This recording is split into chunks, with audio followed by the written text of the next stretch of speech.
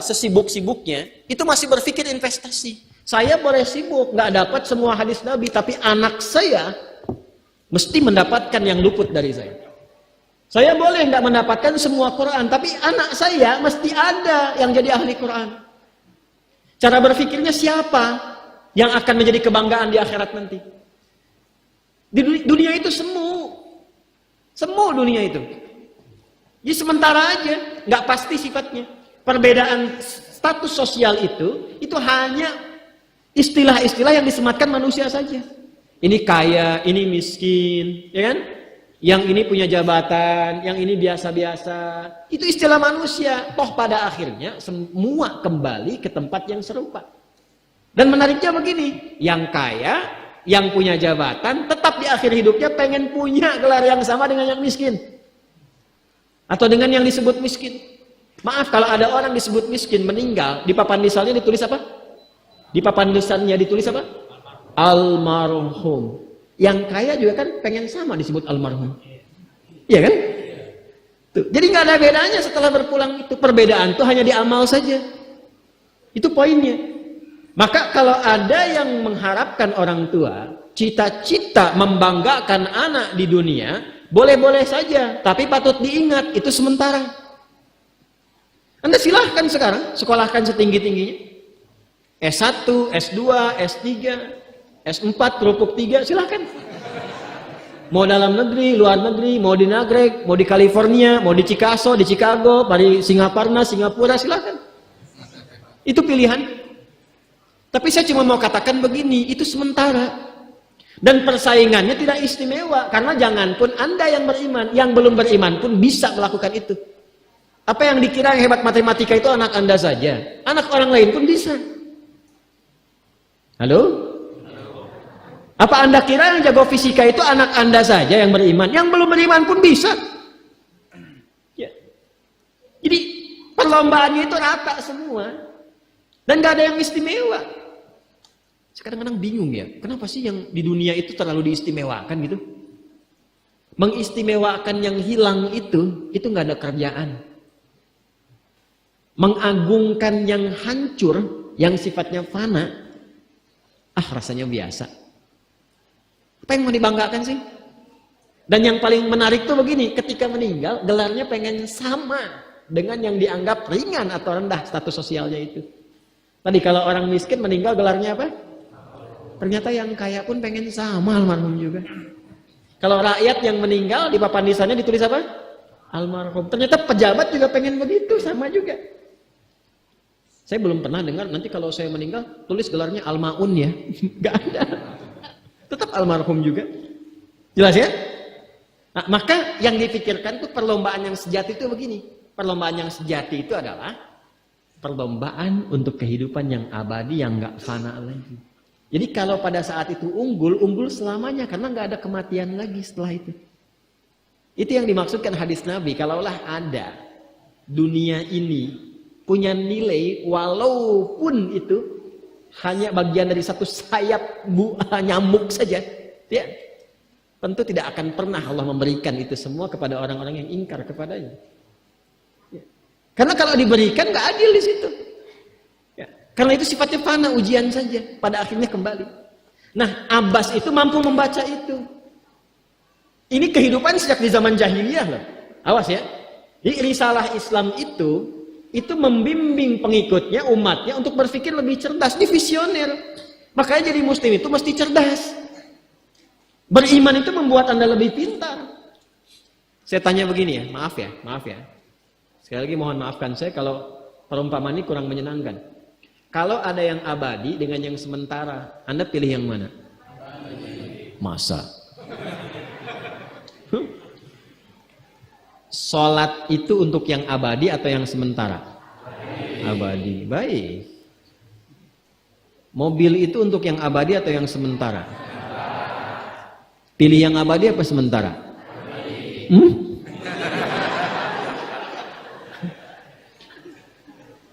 Di Kiai itu ada mobil Innova tuh. Siapa yang besok memilih tidak sholat subuh? Pilihannya pilih Innova atau pilih sholat subuh? Yakin? Kalau saya pilih Innova dipakai untuk mengantarkan sholat subuh. Ya, itu lebih bagus. Ya. Jangan dipotong sampai situ ya. Ya bisa aja kita pilih Avanza, bisa pilih Ferrari, bisa pilih Pajero ya. Awas yang punya mobil Innova, Anda potong, royalti kena. Paham? Abbas itu begitu. Anak saya mesti dipanggil di akhirat dan semua penduduk langit dan bumi menyimak itu semua. Diviralkannya di akhirat.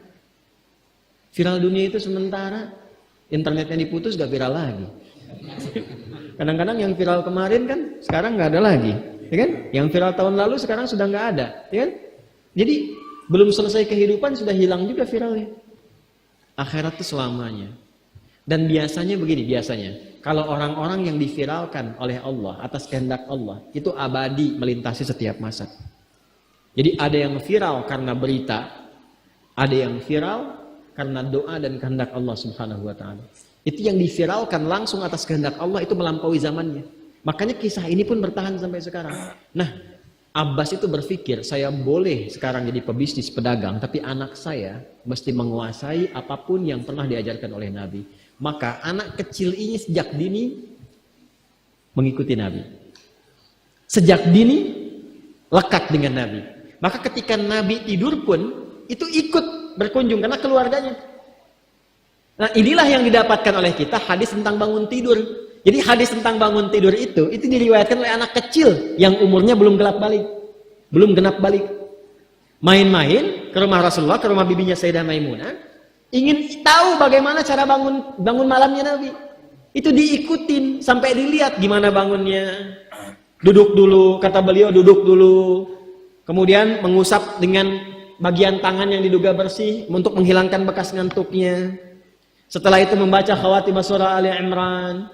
Kemudian thumma dhahaba ila syanin mu'allaqah, ke tempat tertutup, fatawadda, itu kan? Nah, itu ada semua rangkaiannya, itu ditemukan nanti di hadis riwayat Abu Daud, di Sunan Abu Daud. Nomor hadis 1367. Itu hadis tentang bangun tidur, ya, cara bangun tidur sampai sholat malam. Masih ingat teman-teman kalau kita bermakmum begini dan ada imam satu dan sudah pasti satu imam, ya kan? Makmum berapa? Satu boleh? Boleh. Dua boleh? Tiga boleh? Empat boleh? Jadi imam berapa? Makmum? Empat. Laki-laki imam makmum? Imam, baik, bagus ya. Nah, dan imam kan laki-laki. Kalau perempuan imam untuk perempuan kan? Laki-laki untuk perempuan dan untuk laki-laki. Fokus ini. Kalau satu begini, satu laki-laki, kemudian di belakang laki-laki. Ini kan posisinya boleh sejajar kan? Ya kan? Yang imam ini, makmum ini kan? Tadinya di belakang, tarik begini sejajar. Ini yang meriwayatkan anak kecil yang belum balik itu. Itu riwayat Ibnu Abbas. Satu paket. Termasuk sholat, kemarin kan kita tarawih kan? Sholat malam. Yang dua rakaat itu kan? Ya, sholat malam yang sampai 11 itu, tambah khafifatain 2, itu riwayatnya ini. Yang sholat tahajud malam yang 11 rakaat, tambah khafifatain 2, ini riwayatnya ini. Tutup dengan witir 1 rakaat. Itu anak kecil yang meriwayatkan. Dan tahukah Anda, sepeninggal Nabi SAW, Abbas bapaknya ini hafal 200 hadis, anaknya Abdullah hafal 2000 hadis. Begitu caranya. Anda di sini ada yang diplomat, yang di kantor, yang taruhlah berdagang misalnya, ibu rumah tangga, ya, dan sebagainya. Boleh, nggak apa-apa. Saat ini kita mungkin belum maksimal, tapi jangan biarkan ada satu di antara anak keluarga kita yang tidak jadi kebanggaan di akhirat. Tolong ya, tolong pulang dari sini dilihat. Anak Allah titipkan kepada saya berapa anak? Tolong siapkan jadi kebanggaan akhirat. Satu aja jadi ahli Quran. Untuk pelita di rumah tuh, penghilang kesedihan, penghilang kegelisahan, mendatangkan semangat. Itu demi Allah saya katakan, gak ada yang paling indah kecuali saat ayah pulang ke rumah. Tiba kemudian dia melihat anaknya yang kecil sedang murajaah. Amma yatasaalun. Bahkan surat yang bapaknya sendiri belum hafal.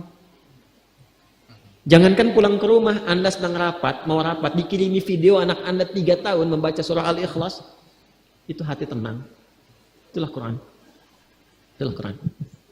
Maka belajar dari Ibnu Abbas ini, apa yang terjadi?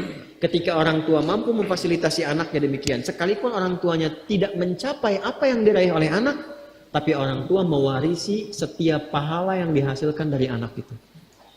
Karena itulah setiap hadis yang diriwayatkan oleh Abdullah kecil ini, Ibnu Abbas, maka semua doa tersambung bukan hanya untuk beliau, tapi juga untuk keluarganya, untuk orang tuanya. Karena itu kalimatnya bukan radhiyallahu ta'ala anhu, tapi anhuma, untuk Abdullah dan